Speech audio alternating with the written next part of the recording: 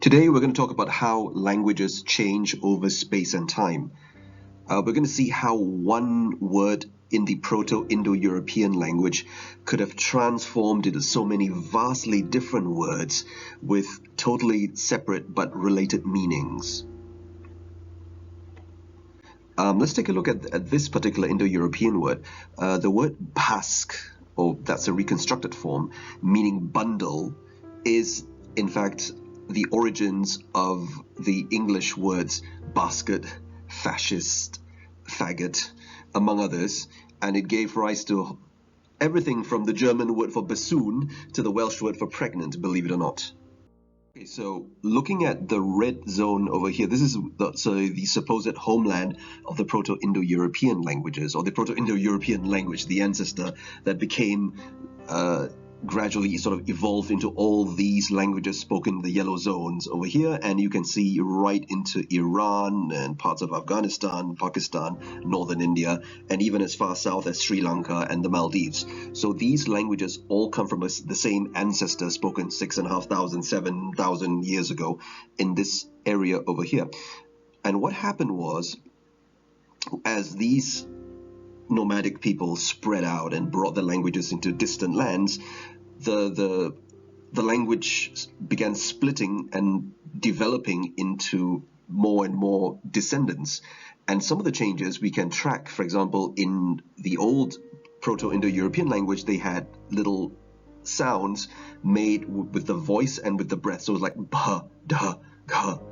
And these sounds are still preserved, for example, in the languages of northern India. In the Germanic and Celtic languages, they became B or D or G, right? In Italic, the B sound, so if you can see the Italy over here, the B became an F sound.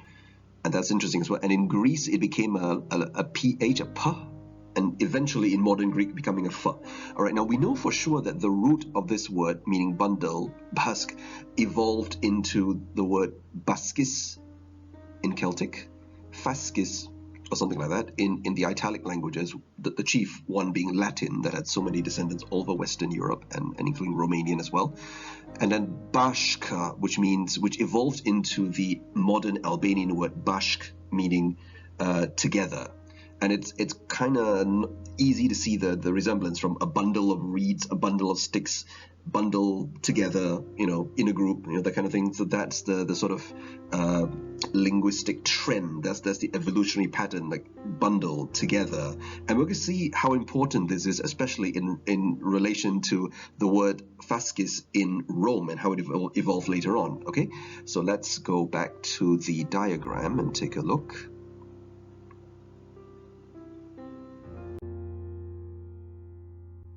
All right, so the first thing first, I think out of this group, you see the word Bashk in Albanian means together. Fascis meant bundle, but it has special significance. In Rome,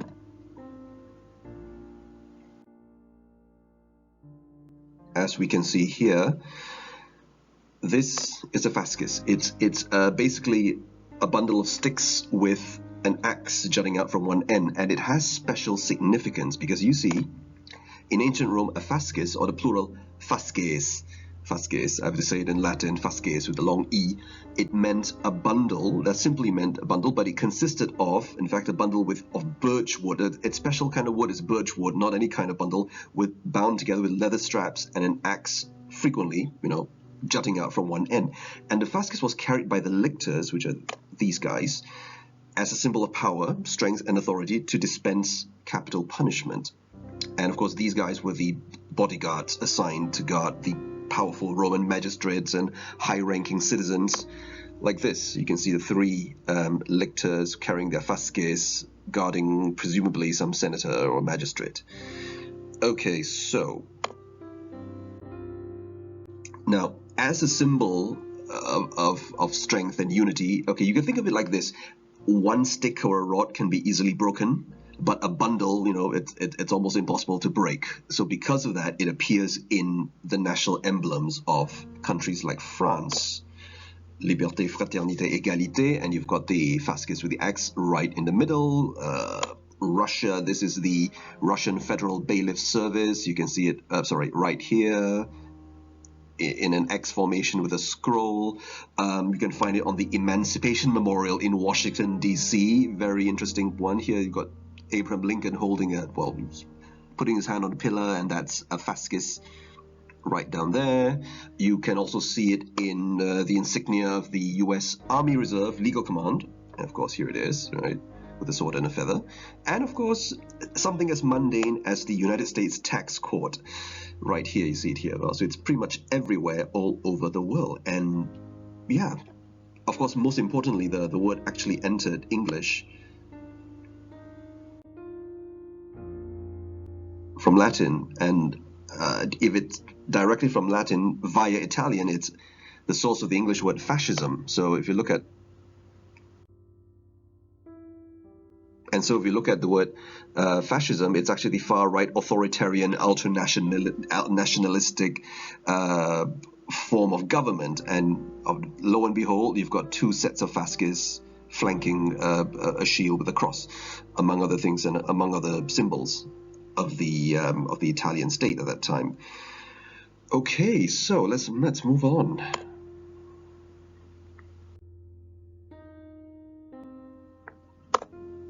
Now, on a lighter note, the Italian word fagotto also comes from fascis, and it can be a bundle. That meaning has been unchanged. A clumsy person, a bassoon. This instrument here is also known as a fagotto in Italian, and you get words like faggot in German, and that ended up going to Russian, Bulgarians, Ukrainian, Serbo-Croatian. All these languages use this term to refer to this musical instrument, which actually looks like a bundle of sticks. It probably began as a bundle of reeds in ancient time, before becoming the modern brass instrument that we know today. And then, going back to this diagram, we'll see the other word is the word faggot in English. So a faggot is a bundle of sticks. It always has been, and to a certain extent, this sort of linguistic legacy still stayed behind. So you have pictures painted in the 19th century of people carrying. This was known in the medieval era as the short faggot, which is anything that is about roughly 3 feet in length. Sticks bundled like this is a short faggot. A long faggot is anything longer than 3 feet. These ladies are carrying it. Now notice that the people picking the sticks and collecting them and carrying them, a really, really heavy, difficult work, are all women. And that's going to be important for the next slide. The question is, how did faggot end up becoming an insult towards gay men? That is the question. And remember the previous paintings where women were doing all the hard work gathering the wood? Well, that's the origin. So faggot was originally, during the Middle Ages and the Renaissance, it was an abusive term for women. And probably two sort of origins of it. It could either be short for faggot gatherers, so these were like the older women or the poor women who carried firewood. They were poor. Many of them were widows. They had no money, nothing. So when you call a woman a faggot, you're calling her basically an old peasant woman. The other thing, slightly more harsher origin of this word is perhaps it could be used to describe a woman as a burden. It's like you're calling your wife my ball and chain, my battle axe or something. It's an insult. It's like a man was the breadwinner in the family, and a woman, if a man didn't want her, she was a useless burden. So a man was calling her, you're a burden. You're like kindling for the fire, something like that. It's a not very nice, but not a very nice thing to call your wife. But anyway, this could be the origins. Now, this is an urban legend, though. There's been this sort of theory going around that faggot originally meant bundle of sticks for burning, and this applied to homosexuals because, witches and heretics and all those people that were deemed to be deviants by the church in ancient times in Europe were burned at the stake, kind of like this. So you've got two unfortunate gay men who were burned at the stake in Zurich in the 15th century. Now, this is the interesting thing. Now, in England, okay, homosexuals were never burned at the stake; they were hanged. So, in the land where English evolved, this sort of connotation of gay people getting burned at the stake, that never existed. Okay, and the other thing is the word faggot applying to gay people only came about in the early 20th century in North America.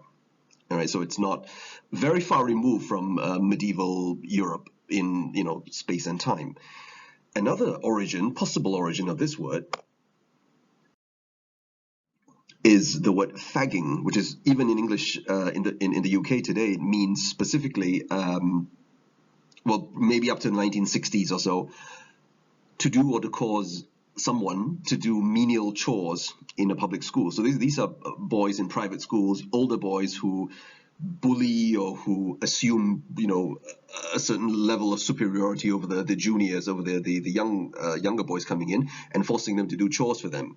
All right, so this is an interesting use of the word. So some writers claim that it also could be referred to sexual activity that the older boys forced on them. But anyway, let's just clear our minds and get rid of that imagery.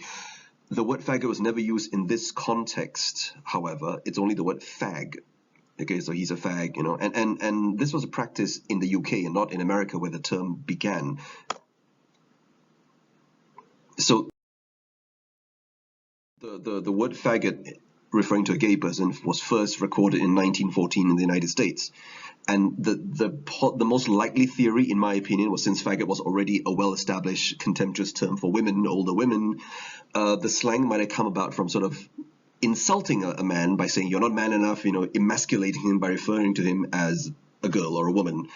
And that's why comparing gay men to old ladies became an insult. Right? And this is very common throughout Europe. For example, in language, well, even English, the word sissy comes from sister. Molly, which was in ancient times more harsher insult than fag, in fact, comes from Mary.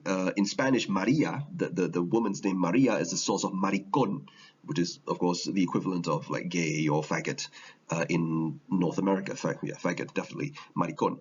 Okay, so we have sort of the origins of it comes out of basically calling a man, you're not man enough, you're like a woman, basically. That's an insult, okay?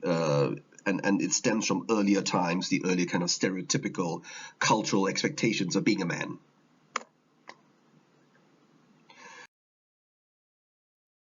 The other thing is, of course, you have to remember that in British English, a cigarette is still known as a fag. Okay, and that comes from, again, the bundle of sticks kind of imagery. And the fag end of something, fag end, it means the butt or the end of a cigarette or something, the fag end. And again, that comes from that as well. This sort of use of the word, I think, is not common in North America, where the word faggot or fag has only sort of the negative connotations towards homosexuals. And the last word they want to look at is the word basket, which is a very interesting history.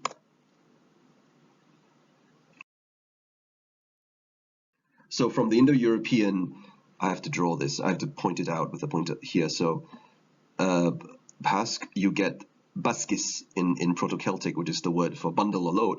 And this got passed on. It evolved into the Welsh baich, which means bundle or load, and then beichiog, which means pregnant.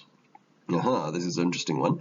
And then as a loan word, remember the Celts had extensive contact with the Roman Empire throughout their history, and many words from Celtic languages got actually absorbed into later Latin, and we get the word bascauda, which is a large tub made from wood or wicker, and this was actually used in the later years of the Roman Empire, and this evolved into the Old French bascat. All right, and then from there, borrowing into English. I'm not sure whether this spelling was typical of Old French or if it was only the sort of Norman French spelling. I'm sure there were variants, but if anybody knows, let me know how to pronounce this, and if this was found in like the Languedoc, the old French-speaking area, or only the Norman Picard region, where English borrowed a lot of words from Norman French, for example, and it becoming English basket, and from basket we get actually the Welsh basket. So basically Welsh has like 2 or 3 words coming from baskets. One of them came by way of English, by way of French, by way of Latin, and by way of Old Celtic. So there we have it, a long history indeed. Thank you very much for bearing with me all this while. I do tend to ramble a bit, so let's keep this conversation open. Feel free to comment below if you have any remarks or suggestions, or if there's any etymology related topic that you'd like to know more about. I'm very, very open to suggestions and very much interested in the origins of words, especially more unusual words. Yeah. So until then, bye for now.